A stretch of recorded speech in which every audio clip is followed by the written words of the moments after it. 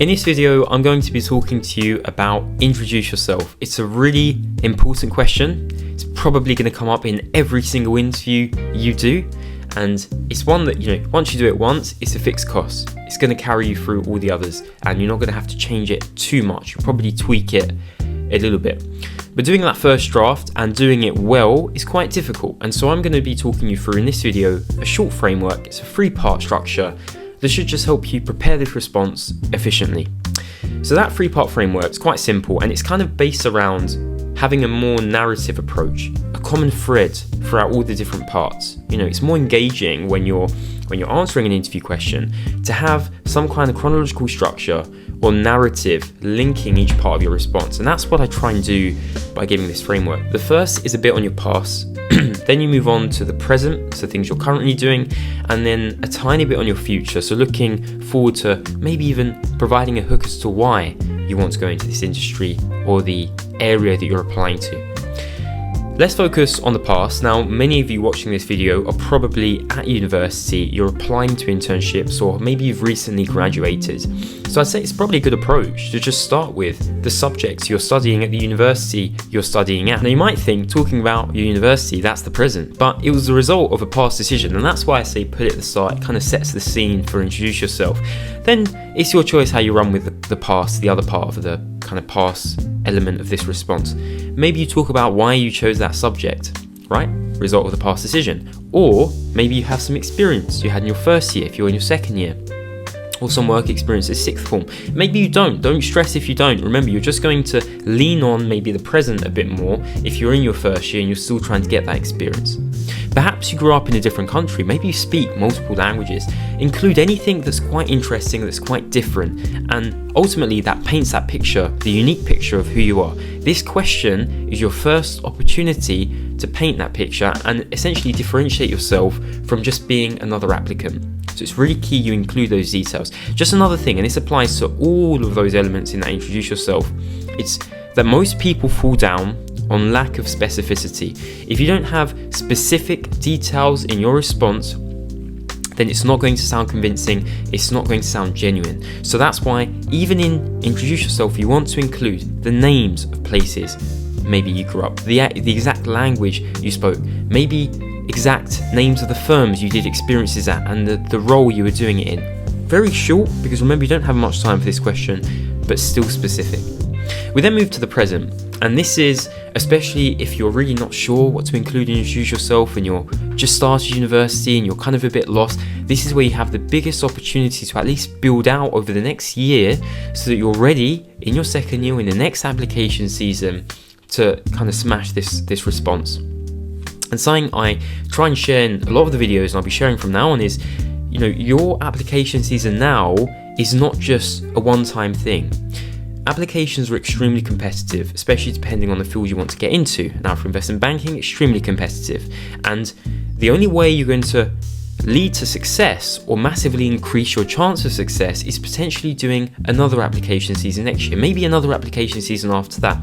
And so this year's application season, if you're struggling, if you haven't got any offers, is going to be an upskilling for the next application season. It's going to be the foundations upon which your later success will be built upon. And so it's really key the way you see these gaps, saying struggling to build a response for introduce yourself, you can build on it this year ahead of next year. And that's very key for the present part of this question. I'd probably start, if you're at university, maybe on the societies you're part of. And now maybe you think I'm not part of any societies. Maybe you are, maybe you kind of just being a bit of a kind of volunteer in the societies, or you're a member in the audience, you're not someone in the society organising things.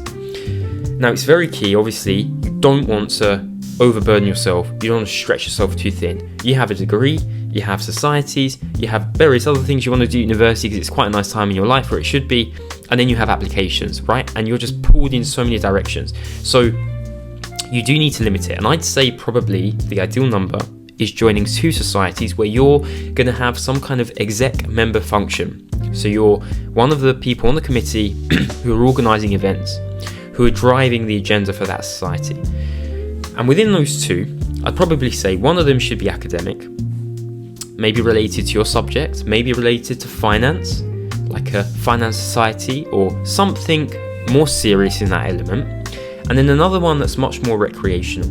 And I'd say for that one, especially if you don't have kind of a hobby that really defines you and you've been doing for many, many years, and it's fine if you don't, try and go for something a bit different. And especially one that you lose track of time in that's very much suited to you.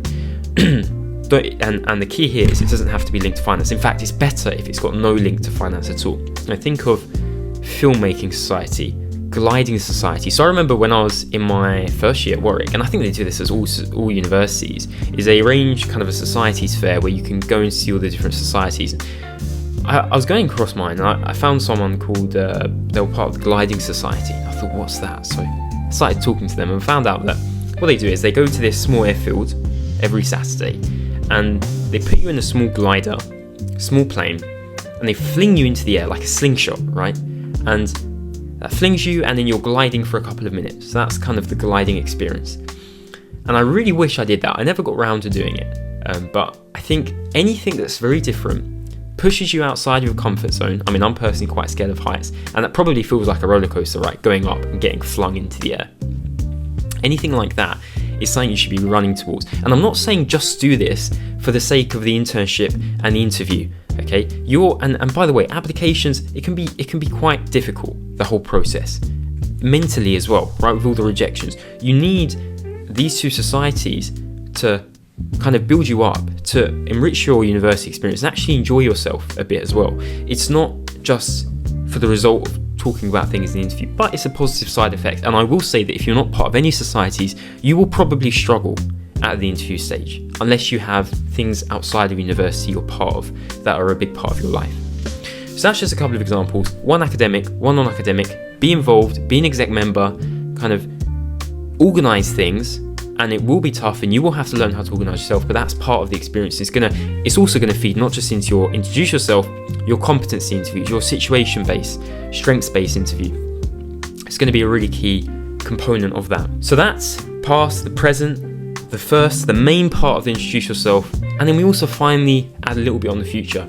And this is why I talk about maybe why you're interested in that field. Say if it's investment banking, what is it that interests you about it? And it's just a hook, it's very small. If you're in person, maybe the interviewer will catch on that hook and they'll ask you more about it. They'll ask to explore it a bit more. Maybe not. It's just very short, very concise. And then finally, I'll provide my example. If it's a boutique and they're focused on technology, maybe you kind of include that element of technology in that response as well. So that's the framework. We now move on to an example. So I'm imagining I'm in my second year, I'm back at Warwick, and I've been just asked, introduce yourself. So I'm currently in my penultimate year at the University of Warwick, and I'm studying economics. Economics being a subject that I really chose because I find it to be at the intersection of the mathematical discipline and the commercial world. Something that I was able to really explore a bit more, particularly on that commercial world point, when I was in my first year at Warwick and I got to do a spring week at the Zard. And that was also a good experience in terms of being my first in-depth view into finance, into the investment banking world. Also involved doing a final day presentation, a bit more of a hands-on type of experience.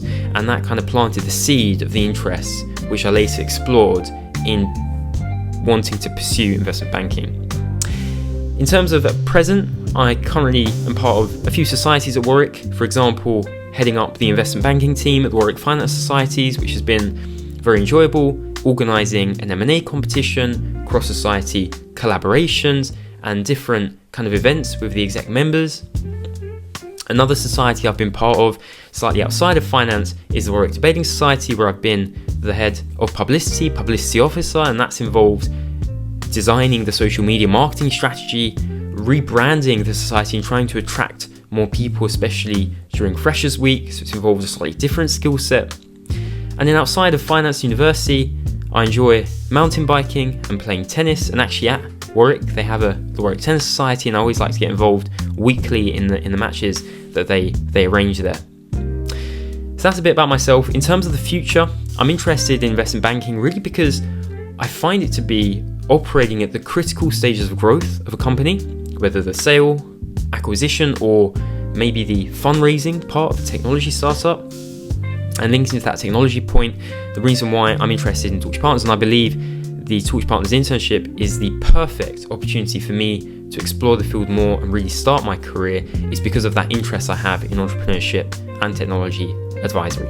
And so you can see in that example, I adjusted it a little bit towards Torch Partners. So that's where, even though the introduce yourself won't change that much throughout all the different firms, you might tweak it here and there, especially on that future point.